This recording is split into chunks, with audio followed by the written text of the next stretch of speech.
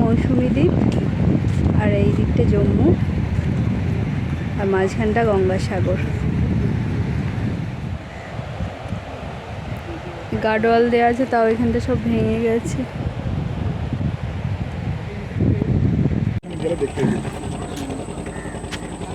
ইংরেজ আমলের নাম দিয়ে গেছে।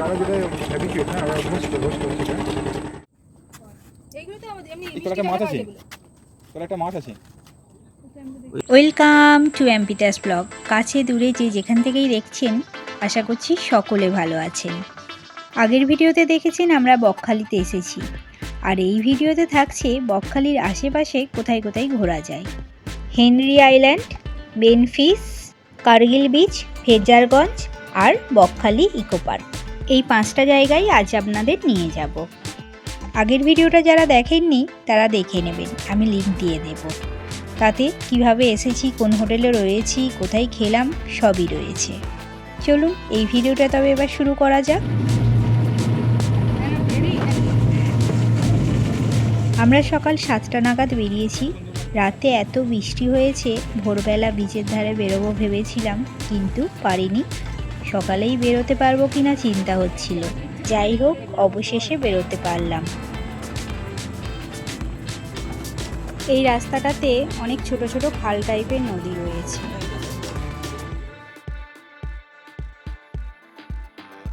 এই আমরা ঢুকে পড়লাম মৎস্য প্রকল্প হেনরি আইল্যান্ড। পশ্চিমবঙ্গ ফিশারির উদ্যোগে হেনরি আইল্যান্ডে অনেক ভেরি করে মাছ চাষ করা হয়। এখানে থাকার ব্যবস্থাও আছে, আপনারা চাইলে থাকতেও পারবেন। গভর্নমেন্ট প্রপার্টির আন্ডারে অনেক কটেজ রয়েছে, যেগুলোর আবার নাম রয়েছে হেতাল, গড়ান। জায়গাটা খুবই সুন্দর। এখানে ঢুকতে গেলে টিকিট লাগে, পার হেড 10 টাকা করে, আর টোটোর জন্য 10 টাকা। আমাদের মোট 60 টাকা লেগেছিল। এই পুকুর মতো করা, তার অপোজিটেই আবার কটা কটেজও রয়েছে, আর মাঝখানে একটা দ্বীপ মতো করা। এটা নাকি পরে হোটেল টাইপের কিছু হবে। এবার আমরা টোটো থেকে নেমে পড়েছি। এখানটা এবার পায়ে হেঁটেই দেখতে হবে। সুন্দরবনের মতনই ফিল হচ্ছে, তবে সুন্দরবনে মানে রাস্তাগুলো ঘেরা থাকতো বাঘের জন্য, এখানে ফাঁকা রয়েছে।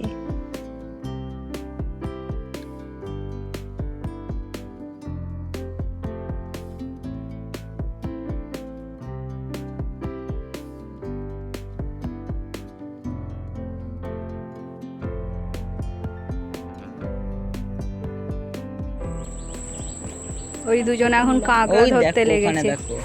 কোথায় কাঁকড়া? এখানে গাদা একটা যা নেমে যাচ্ছে, যে আওয়াজ শুনতে। হেনরি আইল্যান্ড ম্যানগ্রোভে ঘেরা একটা সুন্দর সবুজ দ্বীপ, বলা চলে প্রাকৃতিক পরিবেশে ভরপুর, খুবই নির্জন এক দ্বীপ। এখানে চান করা যায় না বলেই হয়তো এত নির্জন, এত সুন্দর এখনো পর্যন্ত রয়েছে।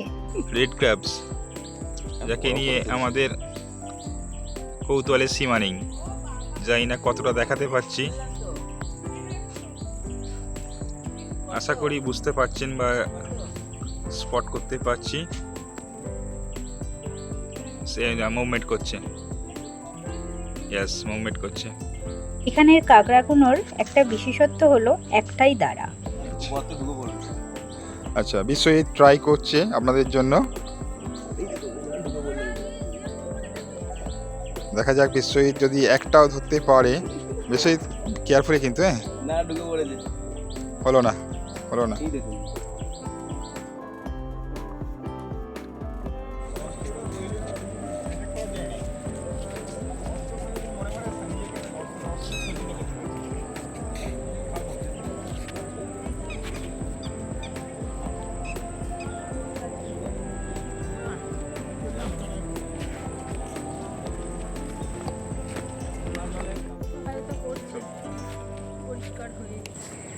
এখানে দেখতে খুব সুন্দর। আমাদের গাইড পেয়েছি, গাইড নিয়ে যাচ্ছে আমাদের। এই গাছগুলো পুরো সবেদা গাছ মনে হচ্ছে দেখে। গাইড আমাদের এখনো পর্যন্ত ঠিকঠাক গাইড করছেন। সামনেই সমুদ্র। গাইডের সাহস দেখেও আমরা স্তম্ভিত, যে এই ঘন জঙ্গলে গাইড কাঁকড়া ধরতে নেমেছিল, কিন্তু গভীর জঙ্গলে যে আমাদের নিয়ে এসেছেন, এর জন্য আমরা শিহরিত হচ্ছি।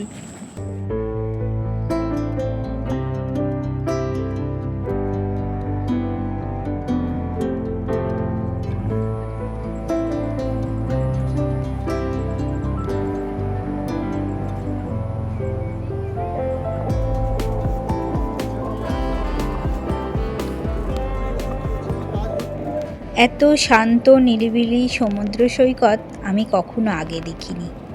এখানে সমুদ্রের নামা পুরোপুরি বারণ, কারণ হচ্ছে চোরা বালি আর চোরা স্রোত আছে।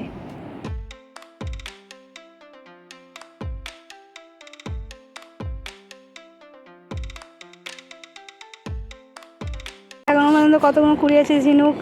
এখানে অনেক বড় বড় ঝিনুক পাওয়া যাচ্ছে, এই অনেক ঝিনুক কুড়িয়েছে, একজন কুড়োচ্ছে, ওরাও কুড়োচ্ছে। এই যে বিরাট বড় ঝিনুকটা,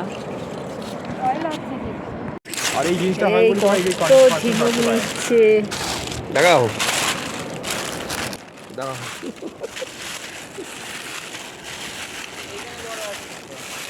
যেখানে ঝিনুক কুড়োতে এসছে, গাদা ঝিনুক। ওদিকে যেও না রে। আচ্ছা দিদি সবুজ ঝিনুক কুড়িয়ে যেন কত কাজ করে বা ফিরছে। দীঘাপুরীতে তেমন ঝিনুক তো পাওয়া যায় না, বা এত বড় বড় তো দেখিইনি। বড় আর শক্ত এখানে ঝিনুকগুলো। বেশ কিছুক্ষণ এই মনোরম পরিবেশে সময় কাটিয়ে চলে গেলাম বেনফিশে।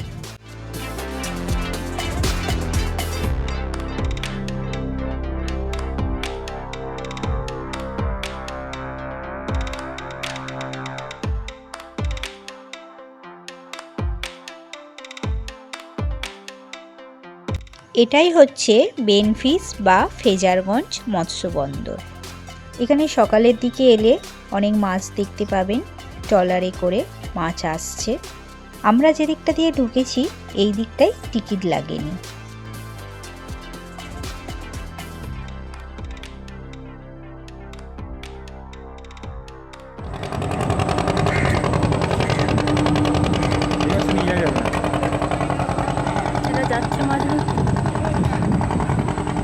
ফিরছে তো। এখান থেকে আপনারা লঞ্চে করে জম্মুদ্বীপ, মোহনা ঘুরে আসতে পারেন। 1-1.5 ঘন্টা মতো লাগবে, আর ভাড়া 150 থেকে 200 টাকা এক একজনের। এই ট্রলারগুলো করে মাছ ধরতে যায়, কতদিন পর পর ফেরে, তাই অনেক সরঞ্জামও এখানে রয়েছে।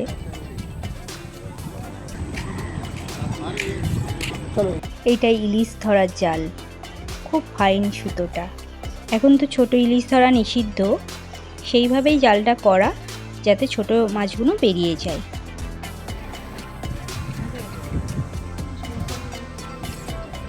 এবার আমরা চলেছি 3 নম্বর পয়েন্ট, কার্গিল বিচ।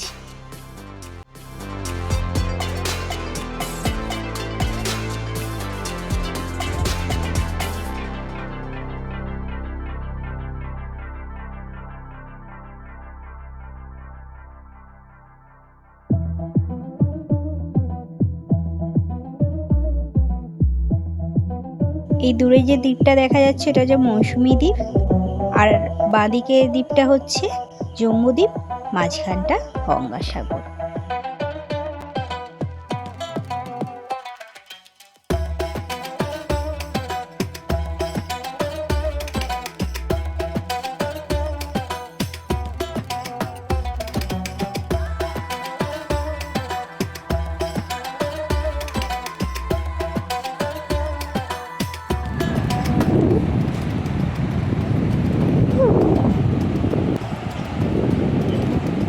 বসে বললো উঠে এসে। কি নাম আছে তোর? কি নাম আছে?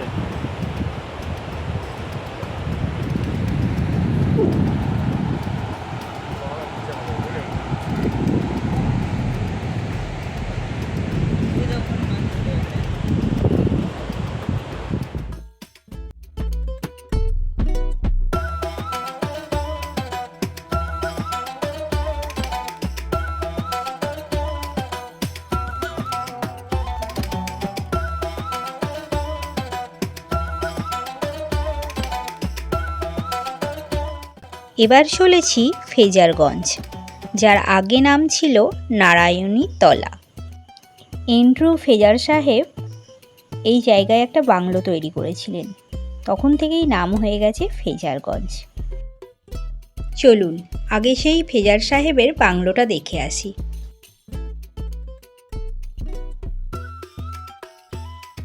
এটাই হচ্ছে ফ্রেজার সাহেবের বাংলো। বাংলোটা এখন পুরোপুরি ভগ্নদশা। এই গাছগুলোই যেন বাংলোটাকে জাপটে ধরে রেখেছে।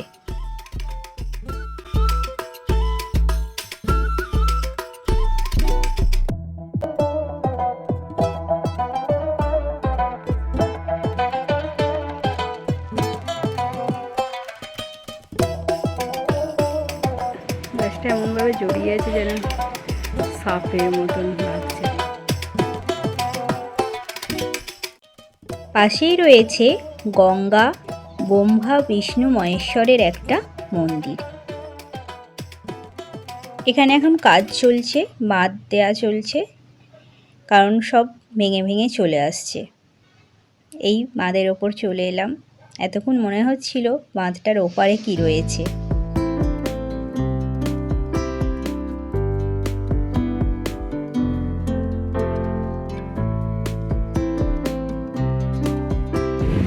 এখানটা এরমভাবে বাঁধানো আছে।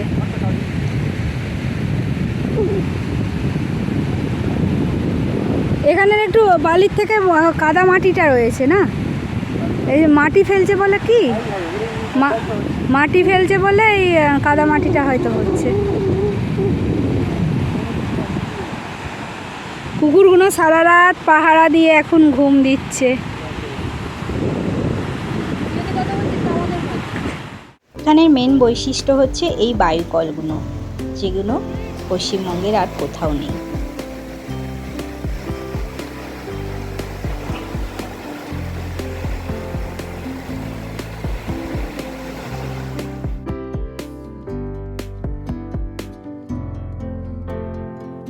এই উইন্ডমিল বা বায়ুকলগুলো প্রায় এখন ভগ্নদশায় পড়ে রয়েছে।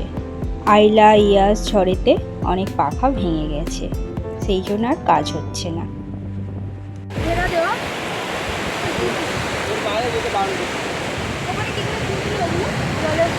এখন জোয়ার চলছে বলে এতটা জল, নাহলে ওই ইয়ের মধ্যে হতো। এরপর আমরা চলে গেলাম last point Bakkhali eco park. কিন্তু দুঃখের বিষয় আমি সেই ভিডিওটা দেখাতে পাচ্ছি না, কারণ আমি কেন জানি না, বুঝতেও পারিনি। এডিট করতে গিয়ে দেখছি ওই ভিডিওটা কিভাবে কেটে গেছে। পার্কের ভেতরে আমরা ঢুকতে পারিনি, তবে বাইরে থেকে আপনাদের দেখাবো বলে আমি ভিডিও করেছিলাম, কারণ পার্কের ভেতরে পুরো জলে ভর্তি হয়ে গিয়েছিল, ঢুকতে দেয়নি। আর পার্কের পাশেতেই টেন্টে থাকারও ব্যবস্থা আছে। তারপরে আমরা চলে এলাম সোজা বকখালি সি বিচে। আর আমাদের যে টোটোটা করে ঘোরালো সেই টোটোটা নিয়েছিল 280 টাকা, 5টা পয়েন্ট, আর সময় 2.5 থেকে 3 ঘন্টা।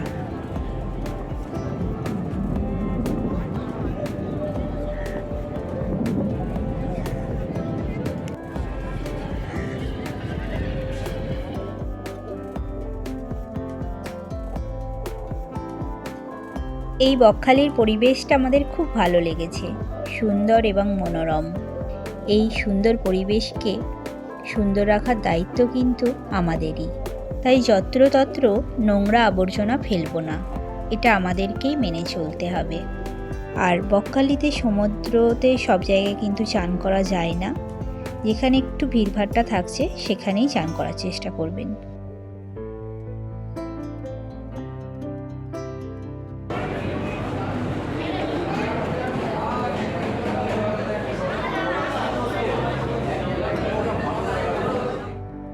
এরপর আমরা নিউ বনশ্রী থেকে পেট পুজো করে রওনা দিলাম বাড়ির পথে। 12টা 28-এর ট্রেন নামখানা থেকে শিয়ালদা। এই ভিডিওটা এবার এখানেই শেষ করব। আপনাদের কেমন লেগেছে কমেন্টে জানাতে ভুলবেন না।